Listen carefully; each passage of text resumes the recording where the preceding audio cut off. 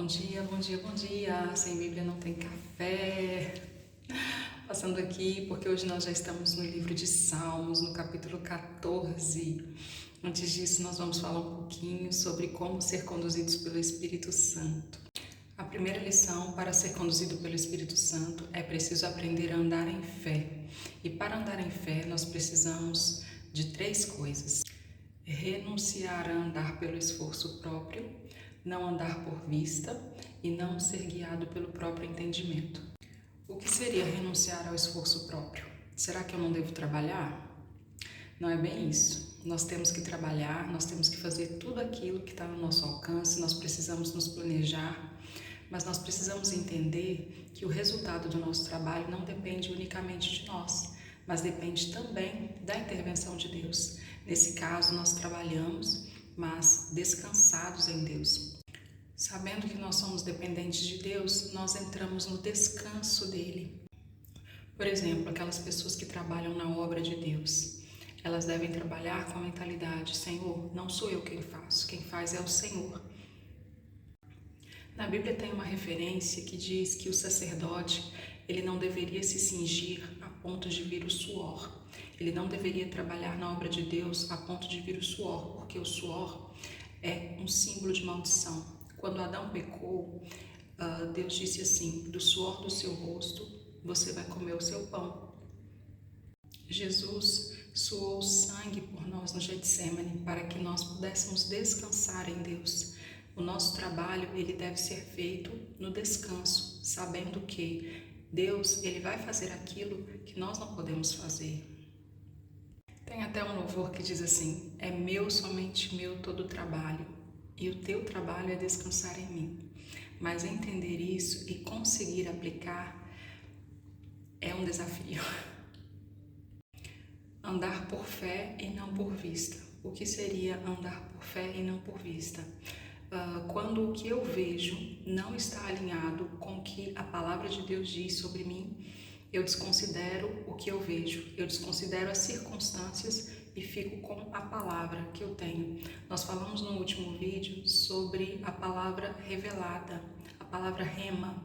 Quando nós recebemos uma palavra rema, uma palavra revelada, um direcionamento de Deus, mesmo que as circunstâncias não contribuam, não colaborem, nós continuamos andando por fé e não por vista, não observando a circunstância. Se você não assistiu, assista o último vídeo sobre a palavra logos e a palavra rema. Esse estudo é uma continuação. E o terceiro ponto é rejeitar o entendimento próprio.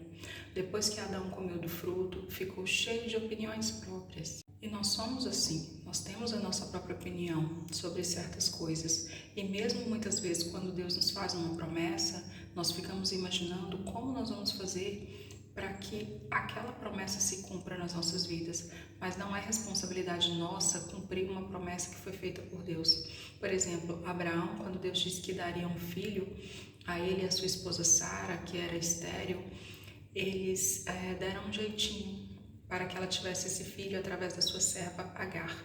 Mas não era isso que Deus planejava fazer. Então, nesse momento, eles andaram pelo seu próprio entendimento. E Deus não agrada que nós venhamos a fazer as coisas com o nosso próprio entendimento. Ele quer que nós venhamos a confiar completamente, 100%, entendendo que, por mais que pareça difícil ou impossível para nós, Ele sabe como fazer. De um certo modo, desagrada a Deus as pessoas que fazem as coisas erradas, mas as pessoas que fazem as coisas pelo próprio entendimento também não podem agradá-lo. Por isso, ao discipular pessoas, devemos ensiná-las a ouvir o Espírito Santo de Deus e não dizer tudo aquilo que Deus tem para elas ou qual é a vontade de Deus para a vida delas, mas ensiná-las a ouvir a Deus. O que é melhor, eu ler para você ou ensinar você a ler? O que é melhor, eu orar por você ou ensinar você a orar? O que é melhor, eu ser profeta o tempo todo para você ou ensinar você a ouvir o Espírito Santo de Deus? É importante aprender a andar por fé. Hoje a nossa meditação está em Salmos, capítulo 14. Diz o tolo no seu coração: não há Deus. Eles se corromperam, cometeram atos detestáveis, não há ninguém que faça o bem. O Senhor olha dos céus para a humanidade, para ver se há alguém que tenha entendimento, para ver se há alguém que busque a Deus.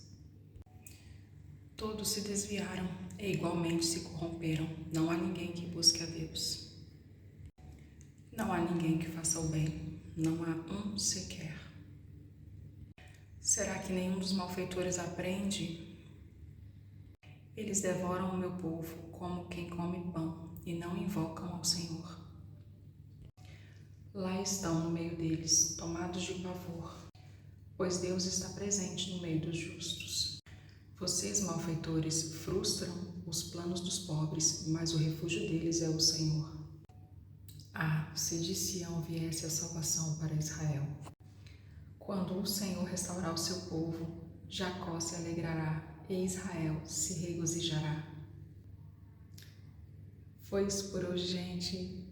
Um bom dia e um bom café.